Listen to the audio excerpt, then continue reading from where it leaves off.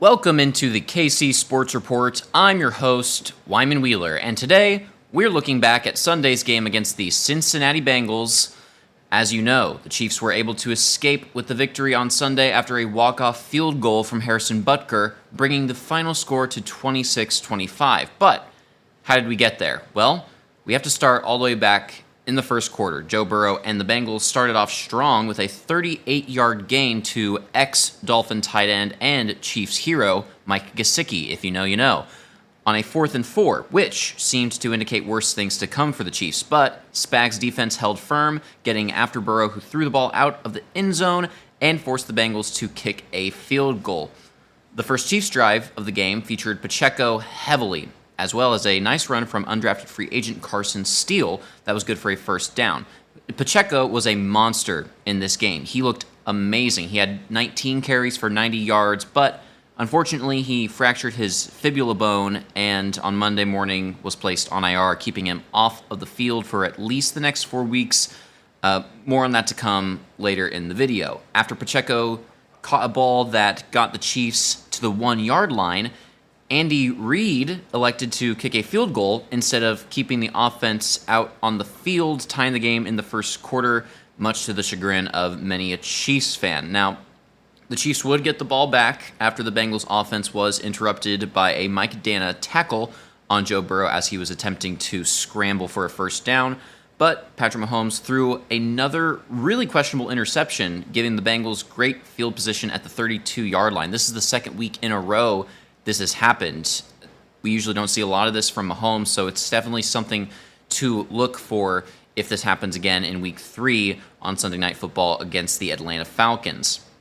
Into the second quarter, the Bengals drive down the field and end the drive on what was honestly an incredible toe-tapping catch by Bengals wide receiver Andre Iosivas, giving the Bengals a 7-point swing on the Chiefs. But that lead did not last long. Mahomes got to work fast and on a beautiful deep ball to Rashee Rice tied the game back up. Rice was critical in this game since Travis Kelce the last couple of games has been quiet to start. Rice has emerged as potentially the Chiefs' new number one target. He racked up 75 yards on just 5 receptions in this game along with the touchdown. It's also worth noting that Rice burned the very talkative Cam Taylor-Britt on that touchdown play. Of course, if you had been on the internet this week, you know Taylor-Britt was talking a lot of smack against the Chiefs, particularly Xavier Worthy, for just running in a straight line, claiming that's all they know how to do, but he got burnt on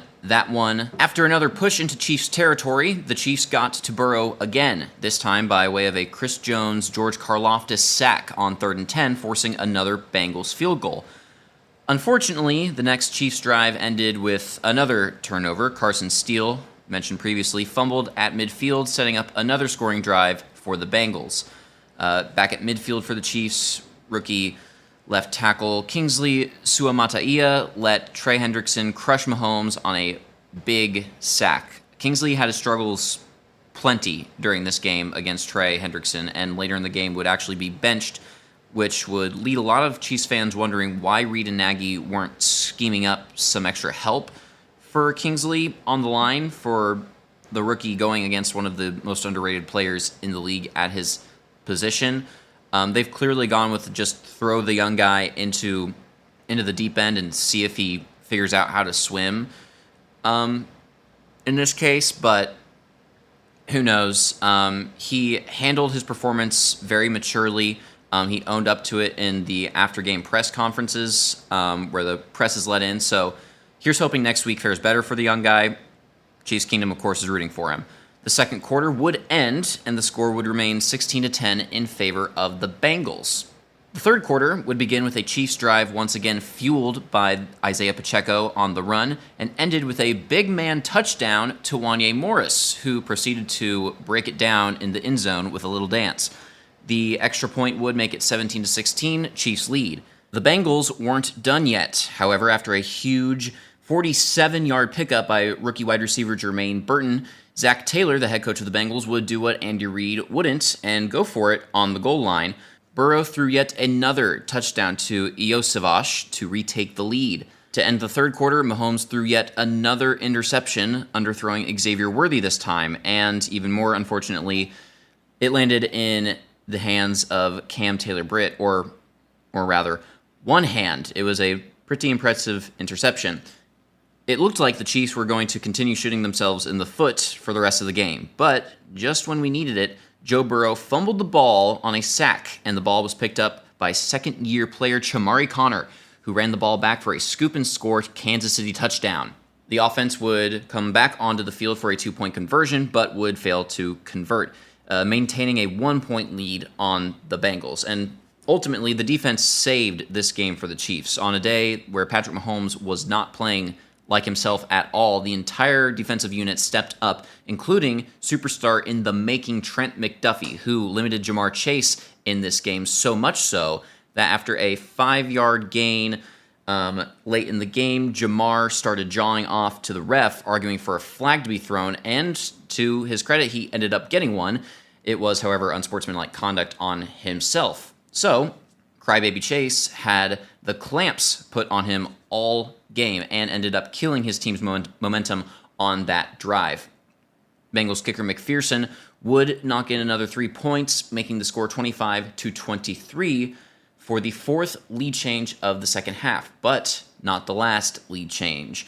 The next Chiefs drive looked bleak. On a 3rd and 10, the only play Travis Kelce made during the game was called back due to a holding call on Kingsley, the play that would ultimately lead to the end of his day on the field. I don't know how many, off the top of my head, penalties Kingsley accrued throughout the day, but it was enough, so he rode the bench the rest of the way out. The Bengals accepted the penalty, making it 3rd and 20, and the Chiefs ended up having to punt the ball back to Cincinnati. The Bengals couldn't capitalize, however. Spags dialed up a killer Chamari Connor blitz on 3rd and 6, sacking Joe Burrow and giving the ball right back to the Chiefs. Now, the final Chiefs drive appeared to stall out at around midfield, but the Chiefs were given a devastating, at least for the Bengals, but fair, DPI call on 4th and 6, keeping the drive alive. Mahomes would then push the ball into field goal range, ending the day with 151 yards, 2 touchdowns, 2 interceptions, and the lowest amount of yards he's had in his career, actually, aside from the Denver game in 2019, where you may recall his kneecap changed area codes, and he was taken out of the game. But as far as games are concerned where he's played every single snap from beginning to end, this was the lowest yards accrued in an entire game for Mahomes. Not his best day. Harrison Butker walked on the field, kicked the game-winning field goal, and NFL Twitter cried and cried about the Chiefs getting all the calls. So the Chiefs won, but there are some glaring issues with the team that will need to be addressed in the coming weeks. But first, I would just like to put it out there that Chiefs fans online really need to take a deep breath and take on a new perspective. I know we skated by with this one, but there's no reason to freak out on the internet and malign our team the way we're doing it. I mean, we were in the middle of a dynasty run, and we're still poised to three-peat this year. I know Reed gets too conservative. He always has been. I know Mahomes has played poorly as of late. It's just been 2 games, and Kelce has been a factor. Again, it's just been 2 games. We are going to be fine, and all 3 of those guys are going to be fine, and other aspects of the team, we're going to be fine. It's just week 2. Some more legitimate concerns would be with our injuries that have just started to pile up on the offense. As I said, Pacheco is on IR. We all know Hollywood is not expected to play at all during the regular season. And while the offense is certainly better than it was last year, even without those 2 players, we may not see the fireworks show we were hoping for, and that's certainly disappointing. Rumors are flying around the NFL that we may bring back Jerick McKinnon, which in my opinion it'd be good for depth, but it would not be a sufficient replacement for what Pacheco brings to the offense. They have very different skill sets. McKinnon is more comparable in the current offense to what Samaje Perine does. We will see this week against the Falcons if Perine and Steele can bolster the run game until Pacheco gets back, or if the Chiefs are going to have to make some noise in the trade department. And just like last year, it looks like this team will lean on high defensive performance to get to victories. But unlike last year, the deep ball is still back on the menu, even with Hollywood out. And another thing to keep in mind is that we already have tiebreaker over two of our top competitors. So again, it's week 2, but I'll repeat the sentiment. I know the win was ugly, but look at where we are. It could be much worse. Take a deep breath. We're going to be okay. The Chiefs are going to be okay. So there's the summary and my thoughts about the Chiefs-Bengals game. It feels good to win, but I want to know what you thought. Are you worried about this offense without Pacheco moving forward? What were you most impressed by with the Chiefs this week? Whatever your thoughts are, leave them down in the comments below. If you want to keep up with me, you can follow me on Twitter at WymanWheel and follow KC Sports Report for more content and video updates. Don't forget to like this video and subscribe to KC Sports Report here on YouTube for more Chiefs content. Until next time, thank you for watching, and go Chiefs.